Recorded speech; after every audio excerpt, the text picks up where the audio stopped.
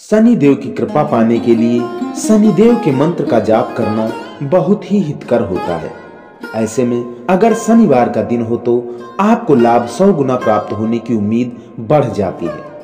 आज मैं आपके लिए शनिदेव का महा चमत्कारी मंत्र लेकर आया हूँ, जिसके सुनने मात्र से गरीबी हमेशा के लिए दूर चली जाती है, तरक्की कदम चूमने लगती है, साढ़े साती ढैया शनि दोष में आपको लाभ प्राप्त होता है।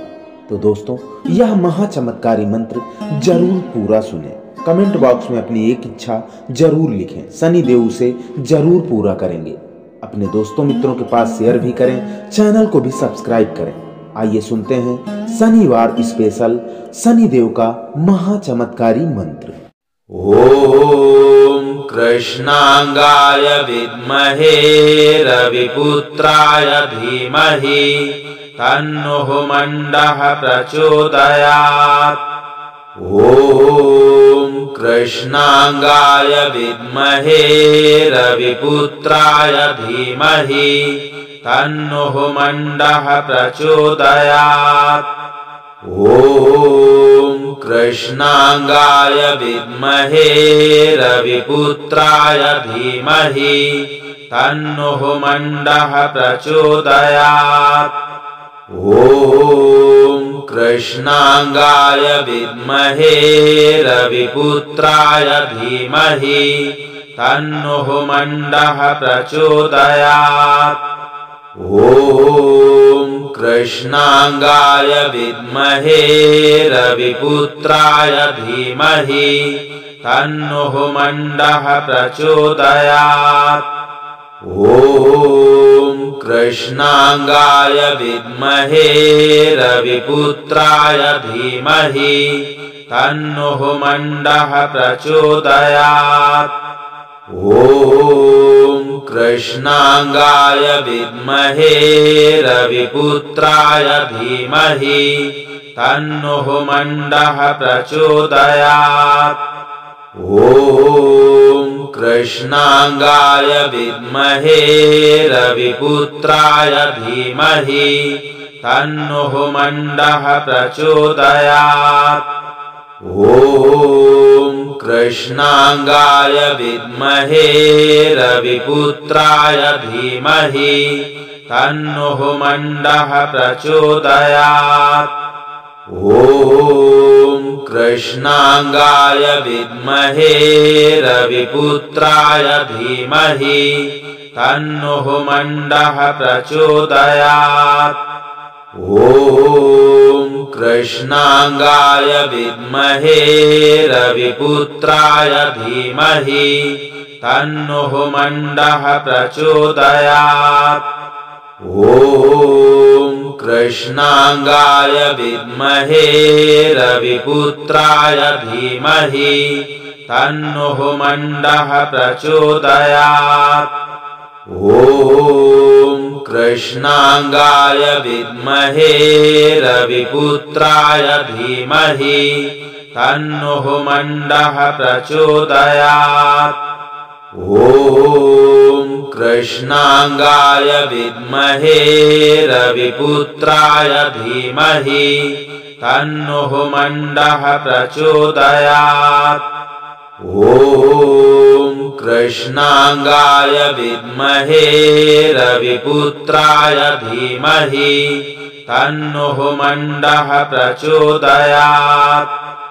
ओम कृष्णांगाय विद्महे रविपुत्राय धीमहि तन्नो मंडः प्रचोदयात्। ओम कृष्णांगाय विद्महे रविपुत्राय धीमहि तन्नो मंडः प्रचोदयात्। ओम कृष्णांगाय विद्महे रविपुत्राय धीमहि तन्नो मंडः प्रचोदयात्। ओम कृष्णांगाय विद्महे रविपुत्राय धीमहि तन्नो मंडः प्रचोदयात्। ओम कृष्णांगाय विद्महे रविपुत्राय धीमहि तन्नो मंडः प्रचोदयात्। ॐ कृष्णांगाय विद्महे रविपुत्राय धीमहि तन्नो मंडः प्रचोदयात्। ॐ कृष्णांगाय विद्महे रविपुत्राय धीमहि तन्नो मंडः प्रचोदयात्। ॐ कृष्णांगाय विद्महे रविपुत्राय धीमहि तन्नो मंडः प्रचोदयात्। ॐ कृष्णांगाय विद्महे रविपुत्राय धीमहि तन्नो मंडः प्रचोदयात्। ॐ कृष्णांगाय विद्महे रविपुत्राय धीमहि तन्नो मंडः प्रचोदयात्।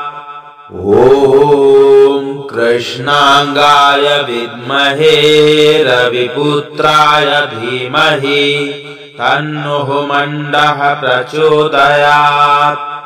ॐ कृष्णांगाय विद्महे रविपुत्राय धीमहि तन्नो मंडः प्रचोदयात्। ॐ कृष्णांगाय विद्महे रविपुत्राय धीमहि तन्नो मंडः प्रचोदयात्। ॐ कृष्णांगाय विद्महे रविपुत्राय धीमहि तन्नो मंडः प्रचोदयात्। ॐ कृष्णांगाय विद्महे रविपुत्राय धीमहि तन्नो मंडः प्रचोदयात्। ॐ कृष्णांगाय विद्महे रविपुत्राय धीमहि तन्नो मंडः प्रचोदयात्। ॐ कृष्णांगाय विद्महे रविपुत्राय धीमहि तन्नो मंडः प्रचोदयात्। ॐ कृष्णांगाय विद्महे रविपुत्राय धीमहि तन्नो मंडः प्रचोदयात्। ॐ कृष्णांगाय विद्महे रविपुत्राय धीमहि तन्नो मंडः प्रचोदयात्। ॐ कृष्णांगाय विद्महे रविपुत्राय धीमहि तन्नो मंडः प्रचोदयात्। ॐ कृष्णांगाय विद्महे रविपुत्राय धीमहि तन्नो मंडः प्रचोदयात्। ॐ कृष्णांगाय विद्महे रविपुत्राय धीमहि तन्नो मंडः प्रचोदयात्। ॐ कृष्णांगाय विद्महे रविपुत्राय धीमहि तन्नो मंडः प्रचोदयात्। ॐ कृष्णांगाय विद्महे रविपुत्राय धीमहि तन्नो मंडः प्रचोदयात्। ॐ कृष्णांगाय विद्महे रविपुत्राय धीमहि तन्नो मंडः प्रचोदयात्। ॐ कृष्णांगाय विद्महे रविपुत्राय धीमहि तन्नो मंडः प्रचोदयात्। ॐ कृष्णांगाय विद्महे रविपुत्राय धीमहि तन्नो मंडः प्रचोदयात्। ॐ कृष्णांगाय विद्महे रविपुत्राय धीमहि तन्नो मण्डः प्रचोदयात्। ॐ कृष्णांगाय विद्महे रविपुत्राय धीमहि तन्नो मण्डः प्रचोदयात्। ॐ कृष्णांगाय विद्महे रविपुत्राय धीमहि तन्नो मण्डः प्रचोदयात्। ॐ कृष्णांगाय विद्महे रविपुत्राय धीमहि तन्नो मण्डः प्रचोदयात्। ॐ कृष्णांगाय विद्महे रविपुत्राय धीमहि तन्नो मण्डः प्रचोदयात्। ॐ कृष्णांगाय विद्महे रविपुत्राय धीमहि तन्नो मण्डः प्रचोदयात्। ॐ कृष्णांगाय विद्महे रविपुत्राय धीमहि तन्नो मण्डः प्रचोदयात्। ॐ कृष्णांगाय विद्महे रविपुत्राय धीमहि तन्नो मण्डः प्रचोदयात्। ॐ कृष्णांगाय विद्महे रविपुत्राय धीमहि तन्नो मण्डः प्रचोदयात्। ॐ कृष्णांगाय विद्महे रविपुत्राय धीमहि तन्नो मण्डः प्रचोदयात्। ॐ कृष्णांगाय विद्महे रविपुत्राय धीमहि तन्नो मण्डः प्रचोदयात्। ॐ कृष्णांगाय विद्महे रविपुत्राय धीमहि तन्नो मण्डः प्रचोदयात्। ॐ कृष्णांगाय विद्महे रविपुत्राय धीमहि तन्नो मण्डः प्रचोदयात्।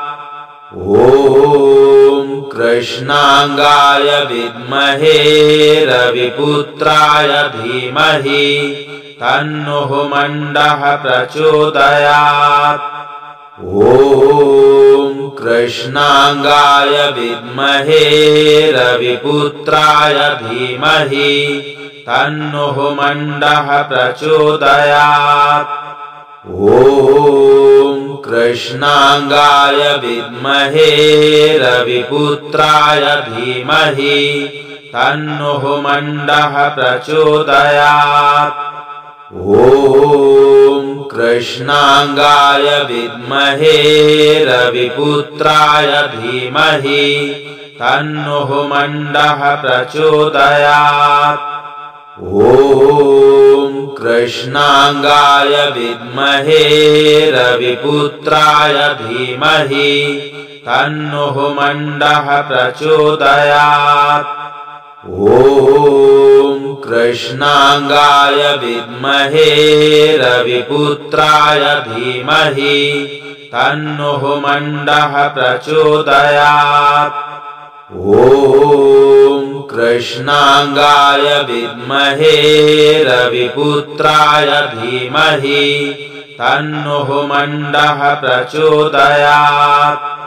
ॐ कृष्णांगाय विद्महे रविपुत्राय धीमहि तन्नो मण्डः प्रचोदयात्। ॐ कृष्णांगाय विद्महे रविपुत्राय धीमहि तन्नो मण्डः प्रचोदयात्। ॐ कृष्णांगाय विद्महे रविपुत्राय धीमहि तन्नो मण्डः प्रचोदयात्। ॐ कृष्णांगाय विद्महे रविपुत्राय धीमहि तन्नः मंडः प्रचोदयात्। ॐ कृष्णांगाय विद्महे रविपुत्राय धीमहि तन्नः मंडः प्रचोदयात्। ॐ कृष्णांगाय विद्महे रविपुत्राय धीमहि तन्नः मंडः प्रचोदयात्।